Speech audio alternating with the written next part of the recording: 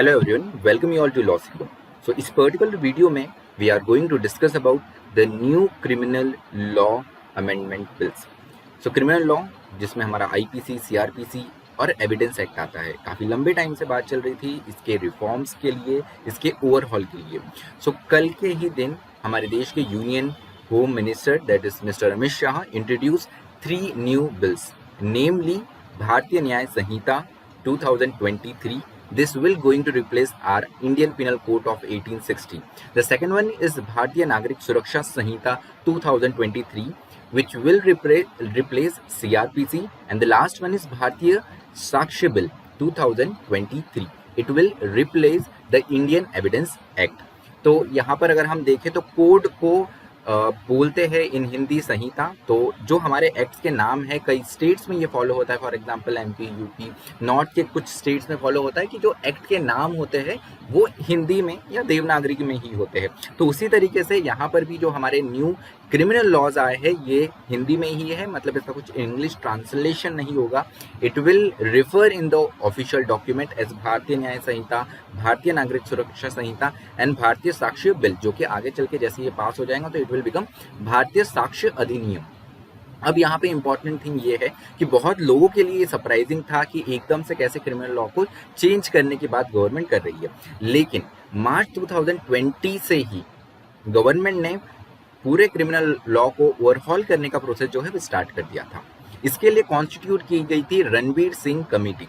Doctor Ranbir Singh, he was former vice chancellor of national law university Delhi, India का one of the renowned legal institution. उसके साथ ही साथ इसमें NLU Delhi के उस टाइम के रजिस्ट्रार डॉक्टर GS वाजपेयी, जो कि अब वाइस चांसलर बन चुके हैं, और साथ ही साथ यहाँ पर VC ऑफ DNLU धर्मशास्त्र नेशनल लॉ यूनिवर्सिटी जबलपुर, इसके भी जो प्रोफेसर है डॉक्टर बलराज चौहान, वो भी इस कमेटी में. और साथ ही साथ एडवोकेट महेश जेठमलानी, जो सुप्रीम कोर्ट के सीनियर लॉयर है, उसके अलावा GP थलरेजा और फॉर्मर डिस्ट्रिक्ट एंड सेशन जज जो दिल्ली के रह चुके हैं. तो इन लोगों की कमेटी को ये जिम्मेदारी दी थी, ये रिस्पॉन्सिबिलिटी दी थी कि वो हमारे क्रिमिनल लॉ में क्या क्या रिफॉर्म्स आ सकते हैं, क्या क्या ओवरऑल हो सकता है, इसके सजेशन जो है वो गवर्नमेंट को दे. और यही सजेशन को लेकर काफ़ी स्टेक होल्डर से बात करने के बाद में, जिसमें बहुत सारे हाई कोर्ट और सुप्रीम कोर्ट के रिटायर और सिटिंग जजेस है, बहुत सारे अलग अलग यूनिवर्सिटीज के प्रोफेसर, चीफ मिनिस्टर, गवर्नर्स, इन सारे लोगों की सजेशन लेते हुए इस कमेटी ने अपनी रिसेंटली ही रिपोर्ट सबमिट करी थी टू गवर्नमेंट. तो इसी को देखते हुए सबसे पहले ये कैबिनेट में पास होता है और उसके बाद में इसे हमारी पार्लियामेंट के लोकसभा में इंट्रोड्यूस करते हैं. तो सबसे पहले बिल के बारे में बात करते हैं, दैट इज भारतीय साक्ष्य bill. It will replace Indian evidence act. तो अब ये जो नया बिल प्रपोज्ड है, इस नए बिल में टोटल 4 पार्ट्स होंगे as compare to our older version. Older version में अगर हम देखें तो 3 पार्ट्स थे. न्यू जो बिल आने वाला है दैट इज भारतीय साक्ष्य बिल, इसमें 11 चैप्टर्स और 170 सेक्शंस होंगे. वही कंपेयर करें इसे इंडियन एविडेंस एक्ट में, तो इसमें भी 11 चैप्टर थे और सेक्शन जो 7 थे. तो नंबर ऑफ सेक्शन जो है वो ये न्यू हमारे भारतीय साक्ष्य बिल जो कि एविडेंस लॉ होगा हमारा, इसमें कुछ सेक्शन जो है वो इंक्रीज होने वाले हैं. अगर थोड़ा सा और हम डिटेल में देखें तो एग्जिस्टिंग 5 प्रोविजन जो है वो रिपील होने वाले हैं. उसके अलावा जो है 23 प्रोविजंस में चेंजेस देखने को मिलेगा और एक नया प्रोविजन जो है इसमें भारतीय साक्ष्य बिल में इंट्रोड्यूस किया गया है. अब बात करते हैं हम भारतीय न्याय संहिता के बारे में. भारतीय न्याय संहिता के बारे में अगर बात करें तो इसमें भी कुछ चेंजेस है. जैसे ये नया हमारा क्रिमिनल कोड होने वाला है. इस नए क्रिमिनल कोड में, इस न्यू क्रिमिनल सब्सटेंटिव कोड में अगर हम देखें तो 19 चैप्टर्स और 355 सेक्शंस होंगे. Earlier in Indian penal code there were 23 chapters and 511 sections. तो बहुत सारे चैप्टर्स को यहाँ पर, बहुत सारे सेक्शंस को मर्ज भी करा हुआ है. जो सेक्शंस ऐसे थे जिनका इंपॉर्टेंस पहले कॉलोनियल एरा में हुआ करता था, उनमें से बहुत सारे सेक्शंस को, बहुत सारे प्रोविजंस को रिपील भी कर दिया है. जैसे अगर हम बात करें एडल्ट्री की, तो रिसेंटली सुप्रीम कोर्ट ने in the case of Joseph shine adultery को अनकॉन्स्टिट्यूशनल डिक्लेयर करा था. तो ये प्रोविजन जो है वो हमें भारतीय न्याय संहिता में दिखता ही नहीं है. वैसे ही जो सेक्शन 377 जिसमें नॉन कंसेंशुअल एंड कंसेंशुअल दोनों ही होमोसेक्सुअल रिलेशंस के बारे में बात करता था, ये सेक्शन को भी न्यू भारतीय न्याय संहिता से हटा दिया गया है. उसके अलावा बात करें तो और भी हमको इंटरेस्टिंग चेंजेस देखने को मिलते हैं. जैसे if we see 2 chapter which is related to offences against women and children, ये हमारे इंडियन पिनल कोड में काफ़ी बाद में आया करता था, लेकिन इसी को हम भारतीय न्याय संहिता में देखें तो इसको काफ़ी स्टार्टिंग में ही जगह दी हुई है, चैप्टर 5 में ही ये मेंशन्ड है। उसके अलावा अगर हम देखें तो एक और चीज़ जो हमको यहाँ पर ध्यान देने वाली है कि करीब करीब 22 प्रोविजन जो है वो आईपीसी के वो रिपील कर दिए गए हैं और 175 एग्जिस्टिंग प्रोविजंस में चेंजेस करे हुए हैं। वही 8 न्यू प्रोविजन जो है इंट्रोड्यूस करे हैं। इसमें सेडिशन लॉ भी काफ़ी इंटरेस्टिंग आया है। सेडिशन लॉ को लेकर वोमिट करे जजमेंट में सुप्रीम कोर्ट को कहा था स्पेसिफिकली हमारी गवर्नमेंट ने कि हम ओवरहॉल कर रहे हैं पूरे क्रिमिनल लॉ को, तो सेडिशन का प्रोविजन जहां तक हाई चांसेस है ये हट जाएगा, और वही हमें देखने को मिला है। यहाँ पर जो नया प्रोविजन इंट्रोड्यूस करा है वो स्पेसिफिकली सेडिशन में जो एलिमेंट्स है उनको एड्रेस नहीं करता हुआ यहाँ पे यूनिटी और इंटीग्रिटी के अगेंस्ट कोई पर्टिकुलर पर्सन इंडिया की इंटीग्रिटी और यूनिटी के अगेंस्ट काम कर रहा है तो उसके लिए पनिश होगा। It will be the offence against the state. उसके अलावा अगर हम देखें तो भारतीय न्याय संहिता के अलावा भारतीय नागरिक सुरक्षा संहिता की बात करें, that will replace our CrPC code of criminal procedure. अब ये code of principal criminal procedure जो है ये 1973 का ही था, लेकिन जब भी आईपीसी या एविडेंस एक्ट में कुछ चेंजेस होते हैं तो इट इज़ वेरी एसेंशियल कि वो हमारे क्रिमिनल प्रोसीजर लॉ में भी चेंजेस होना ज़रूरी थे।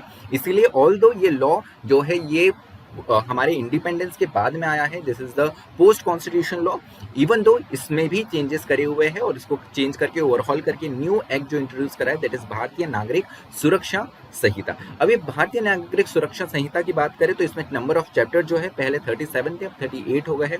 वही सेक्शंस की बात करें तो सेक्शन नंबर ऑफ सेक्शंस भी बढ़ गए, पहले ये 484 सेक्शन हुआ करते थे, अब दिस इज 533। भारतीय नागरिक सुरक्षा में अगर हम देखें तो 9 प्रोविजंस को स्पेसिफिकली रिपील कर दिया है। उसके अलावा 160 प्रोविजंस में अगर हम देखें तो यहाँ पर हमको चेंजेस देखने को मिलते हैं और वही 9 न्यू प्रोविजंस इंट्रोड्यूस करे गए हैं। इनके बारे में हम स्पेसिफिकली जो सैलेंट फीचर है इसमें हम डिस्कस करेंगे। एक जो चीज़ काफ़ी अच्छी दिखी जो कि हमारे होम मिनिस्टर की स्पीच में जो कुछ चीज़ें मेंशन थी उसी को लेकर हम इसमें डिस्कस करेंगे हम इन स्लाइड्स में। सबसे पहली चीज़ ये कि मॉब लिंचिंग को लेकर काफ़ी टाइम से ये डिमांड थी कि मॉब लिंचिंग को लेकर भी कोई हमारे पास में स्पेसिफिकली लॉ होना चाहिए। बहुत लंबे टाइम तक ये डिस्कशन चला कि इसके लिए क्या हम एक अलग सा एक्ट इंट्रोड्यूस कर सकते हैं, लेकिन गवर्नमेंट ने इसको भारतीय न्याय संहिता में ही जो हमारा क्रिमिनल कोड रहेगा इसी में ही इसको इंट्रोड्यूस कर दिया है। उसके अलावा एक और प्रॉब्लम जो हमको देखने को मिलती थी, कई बार क्या होता था कि किसी पर्सन के अगेंस्ट क्रिमिनल केस स्टार्ट हुआ और उसके बाद में वो पर्सन भाग जाता था और यहाँ पर कोई फाइनल डिसीजन पर्टिकुलर केस में आ ही नहीं पाता था बिकॉज वहाँ पर जो एक्यूज पर्सन है वही मेंशन नहीं है। तो फाइनली क्या होता था कि उसको एज एब्सकॉन्टेड डिक्लेयर कर देते थे। लेकिन अब जो नया लॉ है इस नए लॉ में उस पर्सन को एब्सकॉन्टेड डिक्लेयर करने के बाद में कोर्ट जो है इस पर एक्स पार्टी ट्रायल स्टार्ट कर सकते हैं। मतलब फाइनली जो डिसीजन है उस केस में तो उसकी अब्सेंस में भी आ जाएगा और उस पर्सन को एक्यूज से क्रिमिनल डिक्लेयर कर देंगे। उसके अलावा एक और जो बहुत बड़ा और बहुत अच्छा चेंजेस देखने को मिला that is related to zero FIR. Zero FIR की बात करें तो अभी मणिपुर केस में भी जीरो एफआईआर की काफ़ी बात हुई थी। जीरो एफआईआर जो है ये हमारे लॉ में सुप्रीम कोर्ट ने टाइम अगेन इस बारे में मेंशन करा था, लेकिन हमारी स्टैचू बुक में इसका कहीं भी हमको जिक्र या कहीं भी मेंशन नहीं दिखता था। इन न्यू लॉ जीरो एफआईआर जो है इसका प्रोविजन जो है वो ऑफिशियली हमारी लॉ बुक में आ जाएगा और साथ ही साथ जीरो एफआईआर बेसिकली अगर आप चाहे तो क्राइम, कई बार क्या होता था कि क्राइम एक पर्टिकुलर जुरिस्डिक्शन में हुआ है और यहाँ पे जुरिस्डिक्शन को लेकर डिस्प्यूट्स होती थी पुलिस स्टेशन में एंड दे आर लाइक कि ये हमारे जुरिस्डिक्शन में नहीं है, आप जाके पड़ोस वाले पुलिस स्टेशन में इसकी एफआईआर करो। लेकिन अब ये चीज़ नहीं हो पाएंगी। लोगों का कई बार सिर्फ कंप्लेंट फाइल करने में ही काफ़ी हरासमेंट हो जाता था from one police station to another police station. अब कोई भी क्राइम हुआ है इसकी कोई भी पुलिस स्टेशन में एफआईआर हो सकती है और यही एफआईआर को कंसर्न्ड पुलिस स्टेशन में ट्रांसफर करना है विद इन द 15 डेज। तो मतलब मैंने जहाँ पर पुलिस मुझे दिखा जहाँ पे क्राइम हुआ मुझे लगा कि मुझे ये नियरेस्ट पुलिस स्टेशन पड़ रहा है, मैं वहाँ जाके कंप्लेन कर सकता हूँ। अब भले ही उस पुलिस स्टेशन के जुरिस्डिक्शन में ना हो फिर भी एफआईआर फाइल होगी और इसी को जीरो एफआईआर बोलेंगे। और 15 डेज के अंडर जहां पर कंप्लेंट फाइल हुई है वहां से जो भी कंसर्न पुलिस स्टेशन है वहां पे 15 डेज में उस पुलिस स्टेशन को इसे ट्रांसफर करना है। उसके अलावा एक और चीज क्या होती थी कि क्रिमिनल केस अगर किसी गवर्नमेंट ऑफिसर या सिविल सर्वेंट या पुलिस ऑफिसर के अगेंस्ट चल रहा है तो उस ऑफिसर का जो डिपार्टमेंट का हेड है उससे परमिशन लेनी पड़ती थी, एक सैंक्शन लेना पड़ता था। लेकिन अगर कई बार क्या होता था, ये अथॉरिटीज़ के हेड जो है ये अप्रोचेबल नहीं होते थे, या जल्दी ये सैंक्शन नहीं देते थे, या जल्दी परमिशन नहीं देते थे उस पर्सन के अगेंस्ट क्रिमिनल केस स्टार्ट करने का। लेकिन अगर अभी 120 डेज में ये सैंक्शन नहीं मिला, परमिशन नहीं मिली by the head of the department, तो जिस पर्सन के अगेंस्ट, जो भी सिविल सर्वेंट है या पुलिस ऑफिसर जिसके अगेंस्ट क्रिमिनल ऑफेंस दर्ज हुआ है, रजिस्टर हुआ है, यहाँ पर उस हेड ऑफ द डिपार्टमेंट के डीम्ड सैंक्शन ले लिया जाएगा अगर 120 डेज में कोई भी उसका रिप्लाई नहीं आता है। उसके अलावा एक और अच्छी बात ये हुई कि हमारी FIR और साथ ही साथ केस डायरी, चार्जशीट, ये सारी चीज़ों के लिए कई बार पुलिस स्टेशन के चक्कर काटने पड़ते थे, कई बार गलत तरीके से भी अगर हम देखें तो ब्राइब देकर भी ये सारी चीज़ें निकलवानी पड़ती थी। लेकिन धीरे धीरे पिछले कुछ सालों में देखा कि FIR डिजिटलाइज हो गई, उसके बाद में अब धीरे धीरे केस डायरी और चार्जशीट जो है ये भी 100% डिजिटल हो जाएंगी। उसके अलावा अगर हम देखें तो वीडियो कॉन्फ्रेंसिंग कोविड के टाइम पे काफ़ी ज़्यादा प्रमोट करा, और इसी चीज़ को कंटिन्यू रखने की बात करी हुए हमारे न्यू प्रपोज लॉ में अब पूरा का पूरा ट्रायल चाहे तो ये पूरा वीडियो कॉन्फ्रेंसिंग पे हो सकता है। जैसे अगर हम बात करें तो सुप्रीम कोर्ट धीरे धीरे वीडियो कॉन्फ्रेंसिंग की तरफ बढ़ रहा है, बहुत सारे हाई कोर्ट्स बढ़ रहे हैं। अब इंडिया का ईच एंड एवरी कोर्ट में ट्रायल का हर स्टेज जो है ये वीडियो कॉन्फ्रेंसिंग में हो सकेगा, ये हमारा न्यू प्रपोज लॉ बताता है। उसके अलावा एक और बहुत इंपॉर्टेंट थिंग ये हुई है कि जो सेक्सुअल ऑफेंसेस है या सेक्सुअल क्राइम्स है, इसमें वीडियोग्राफी जो है विक्टिम की ये मैंडेटरी हो गई है। उसके अलावा गैंग रेप के जो प्रोविजंस थे, गैंग रेप के प्रोविजंस में भी कुछ चेंज करा है, और ये चेंज ये है कि गैंग रेप में अब वो किस भी टाइप का गैंग रेप हो, गैंग रेप जो है वो इन कस्टडी भी होता है कई बार, तो यहाँ पर in every type of gang rape जो पनिशमेंट होगा वो 20 ईयर्स या लाइफ इम्प्रिजनमेंट ही होगा। उसके अलावा punishment for rape of minor includes imposition of death penalty, तो अगर रेप जो है ये माइनर के साथ होता है तो यहाँ पर डेथ पेनल्टी जो है वो इंट्रोड्यूस करी है। उसके अलावा चार्जशीट की बात करें तो चार्जशीट अब मैंडेटरी 90 डेज में फाइल करनी होगी, और अगर कोर्ट चाहे तो अपनी डिस्क्रिप्शन पे 90 डेज जो है वो और फर्दर ग्रांट कर सकता है। तो कैसे भी करके पुलिस को इन्वेस्टिगेशन जो है मैक्स टू मैक्स 180 डेज में रैप अप करनी होगी। उसके अलावा अगर हम बात करें तो कोर्ट जो है फॉर फ्रेमिंग ऑफ चार्जेस जो है, court to finish framing of charges within 60 days of receiving the chargesheet. जैसे ही चार्जशीट मिलती है तो यहाँ पे सिर्फ पुलिस पे इंपोजिशन नहीं डाला है, यहाँ पे एक जो अकाउंटेबिलिटी है कोर्ट्स की भी फिक्स करी कि कोर्ट्स को भी 60 डेज में जो है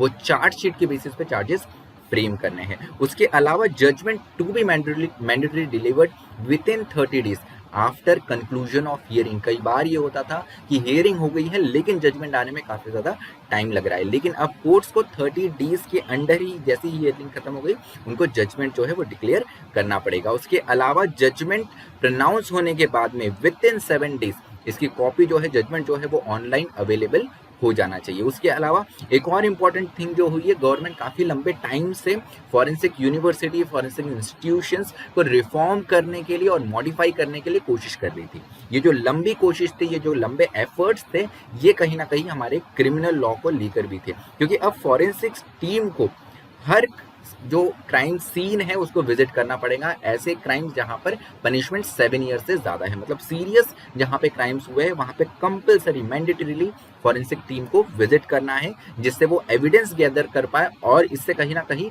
जो हमारा एक्विटल, जो हमारा कन्विक्शन रेट है जो कि कंपैरेटिवली काफ़ी कम है, ये कन्विक्शन रेट में इंक्रीज होगा क्योंकि एविडेंसेस हमारे पास में टाइम पे होंगे। उसके अलावा no case punishable with 7 years और more shall be withdrawn without providing opportunity of hearing to the victim. तो ऐसे केसेस जिसमें पनिशमेंट 7 ईयर या इससे ज़्यादा हो, अगर इनको विड्रॉ करना है तो यहाँ पर विक्टिम को चांस ज़रूर देना पड़ेगा। कई बार ये होता था कि गवर्नमेंट बदलती थी और उसके बाद में वो अपने फेवर वाले लोगों के अगेंस्ट जो भी केस थे उनको विड्रॉ कर लेते थे, विक्टिम को पता भी नहीं चलता था। लेकिन अब विक्टिम को भी अपॉर्चुनिटी दी जाएंगी अगर गवर्नमेंट केस को विड्रॉ कर रही है। उसके अलावा अगर हम बात करें punishment for offences against children enhanced from 7 years imprisonment to 10 years jail term. तो अगर चाइल्ड के चिल्ड्रंस के अगेंस्ट पनिशमेंट हो रहा है तो it is very serious kind of offence. अगर चाइल्ड के बच्चों के अगेंस्ट कोई पर्टिकुलर ऑफेंस हो रहा है तो यहाँ पर भी पनिशमेंट गवर्नमेंट ने बढ़ा के इसके प्रपोज लॉ में 7 से 10 ईयर्स कर लिया है। एक बहुत ही इंटरेस्टिंग थिंग ये भी देखने को मिली है कि स्नैचिंग, चेन और मोबाइल स्नैचिंग, ये क्राइम पिछले कुछ टाइम में बहुत ज़्यादा बढ़ा है। अब पुलिस के सामने सवाल ये आता था कि वेदर इसको थेफ्ट वाले हम केस में रखें, या कभी कभी ये ऐसा भी होता था कि पुलिस को अटेम्प्ट टू कमिट मर्डर वाले प्रोविजंस में भी रख दिया करती थी, लेकिन अब स्नैचिंग के लिए एक स्पेसिफिक प्रोविजन जो है ये प्रपोज लॉ में आ गया है। उसके अलावा एक और इंटरेस्टिंग थिंग देखने को मिली, जो कई बार हमारे कोर्ट्स के जजमेंट न्यूज में आ जाते थे, वो इसलिए आते थे कि यहाँ पर on the promise of marriage कई बार सेक्सुअल इंटरकोर्स होता था और इसको रेप में टर्म किया जाता है, रेप के ऑफेंस में टर्म किया जाता था। कई बार सुप्रीम कोर्ट ने कई बार हमारे अलग अलग हाई कोर्ट्स ने बोला कि ये रेप होगा, कुछ हाई कोर्ट्स ने बोला सर्कमस्टेंसेस सिचुएशन देखकर कि ये रेप नहीं होगा। लेकिन अब इस प्रपोज लॉ में क्या करा है कि अगर on the pretext of marriage, job और एनी अदर थिंग, उस बेसिस पे अगर आप किसी वुमेन को इंड्यूस करते हैं फॉर सेक्सुअल इंटरकोर्स, तो इसके लिए भी एक स्पेसिफिक ऑफेंस होगा। और साथ ही साथ जो रेप है, रेप का प्रोविजन भी यहाँ पर कंटिन्यू रहा है। उसके अलावा हमारे कोर्ट्स में पेंडेंसी बहुत है, और पेंडेंसी भी देखें तो नंबर ऑफ केसेस वो दिखते हैं जो कि काफी पिटी ऑफेंस, छोटे छोटे ऑफेंस है। अब ये जो छोटे छोटे ऑफेंस है जो कि पनिशेबल अप टू 3 इयर्स रहते हैं, ये समरी ट्रायल में हो पाएंगे, काफी जल्दी इनका डिस्पोजल हो पाएगा, जिससे कहीं ना कहीं 40% केसेस जो है सेशन ट्रायल में, ये 40% केसेस का बर्डन सेशन ट्रायल से कम होगा। उसके अलावा कई बार ये हुआ करता था कि हम पुलिस स्टेशंस में देखते हैं कि बहुत सालों तक व्हीकल्स पड़े रहते हैं, लेकिन अब क्या किया जाएगा कि इनका जल्दी से जल्दी डिस्पोजल होगा। डिस्पोजल कैसे कि आप उसकी वीडियोग्राफी कर लो व्हीकल्स की, जिसको आपने सीज कराएं, और जल्द से जल्द आपको इसको डिस्पोजल कर सकते हो। तो केस चलने तक वो व्हीकल जो है उसी तरीके से पुलिस स्टेशन में पड़े नहीं रहेंगे। और इस बार एक बहुत इंटरेस्टिंग थिंग आई है, जो कि बहुत सारी फॉरेन कंट्रीज में पहले से था, कि पनिशमेंट हम देखें हमारे लॉ में तो क्या होता था आईपीसी में, या तो वहां पर फाइन हुआ है, या तो पनिशमेंट फॉर डेथ है, या तो इम्प्रिजनमेंट फॉर लाइफ है, और ये इम्प्रिजनमेंट जो है वो सिंपल या रिगरस हो सकता है। अब इसके अलावा फॉरफीचर ऑफ प्रॉपर्टी भी था, फाइन था। अब इसके अलावा देखिए तो कम्युनिटी सर्विस जो है ये भी एज अ पनिशमेंट इंट्रोड्यूस कर दिया है।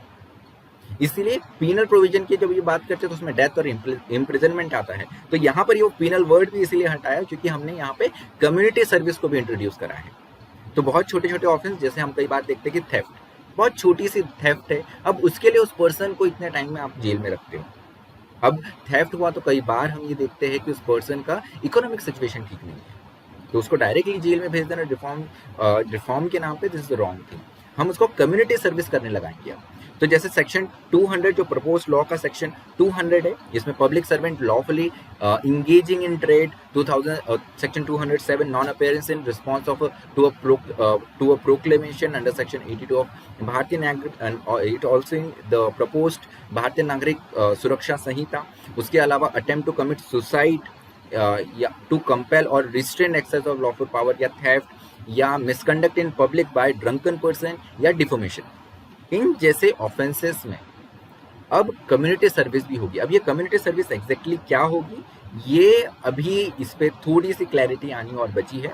कई बार ऐसा हो सकता है कम्युनिटी सर्विस, जैसे अगर हम दूसरी कंट्रीज में देखें तो वहाँ पर कोई स्पेसिफिकली क्लीनलीनेस का वर्क दिया जाता है कि आप बीच क्लीन करो, या जो कोई पब्लिक प्लेस है उसको क्लीन करना है, या कुछ एल्डरली जो पर्सन्स है, एज्ड पर्सन है, सेवा करनी है, उनको असिस्टेंस देना है, या जो डिसेबल्स है उन्हें असिस्टेंस देना है, या कई बार जाकर जो ऑर्फन बच्चे हैं उनको एजुकेशन देना है। इस तरीके की कम्युनिटी सर्विस जो है वो जल्दी आ सकती है। तो ये है सब हमारे प्रपोज लॉ में। अब ये प्रपोज लॉ को लेकर क्या बहुत ज़्यादा टेंशन लेने की ज़रूरत है? अगर आप किसी एग्जाम्स की तैयारी कर रहे हैं तो क्या मुझे अभी के अभी ये तीनों न्यू एक्ट्स या जो प्रपोज लॉ है पढ़ने पड़ेंगे? तो आंसर इज नो, ज़्यादा टेंशन लेने की अभी ज़रूरत नहीं है, क्योंकि इन सारे बिल्स को इंट्रोड्यूस करते हुए, इनके फीचर्स बताते हुए जो हमारे यूनियन होम मिनिस्टर है, इन्होंने ये भी मैंशन करा कि इस बिल को अभी हम स्टैंडिंग कमेटी को रिफर कर रहे हैं, और स्टैंडिंग कमेटी को चाहे तो बार काउंसिल ऑफ इंडिया, हमारे देश के अलग अलग जजेस, रिटायर्ड, सिटिंग, उसके अलावा even if you are a law student या और अ जुडिशियल एस्पिरेंट, तो अगर आप लॉ की फील्ड से है या किसी भी तरीके से आप चाहते कि इस लॉ में कुछ पर्टिकुलर लॉ है इसमें चेंज होना चाहिए, तो आप चाहे तो ये सजेशन अभी हमारी स्टैंडिंग कमेटी के पास में जब तक बिल है तब तक स्टैंडिंग कमेटी को भी हम ये प्रपोज कर सकते हैं। तो इस बिल को अभी के अभी पास करने की बात गवर्नमेंट ने नहीं करी है, ये गया है स्टैंडिंग कमेटी को। स्टैंडिंग कमेटी में अगर उन्हें लगता है तो इसमें कोई चेंजेस करेंगे, और वो चेंजेस करने के बाद में वो बिल वापस हमारी लोकसभा में इंट्रोड्यूस होगा और फिर एक एक करके पास होगा। तो याले सेशन में इस बिल का पास होना लाइकली इम्पॉसिबल है। हो सकता है ये अगले पार्लियामेंट्री सेशन या हो सकता है उसके अगले पार्लियामेंट्री सेशन तक जाए। So this is all for this particular video. अगर आप चाहे तो कोई पर्टिकुलर प्रोविजंस के बारे में अगर आपको बात करना है तो वो आप हमारे कमेंट बॉक्स में मेंशन कर सकते हैं। Will be back with the particular provision जो कि न्यू आया है, उसकी कंपैरेटिवली जो स्टडी है पुराने लॉ से, उसके बारे में भी हम बात करेंगे। उसके अलावा for further information you can contact to our number which is visible on your screen. You can also write us on support@lawsico.in. Thank you so much for listening me. Stay tuned to Lawsico.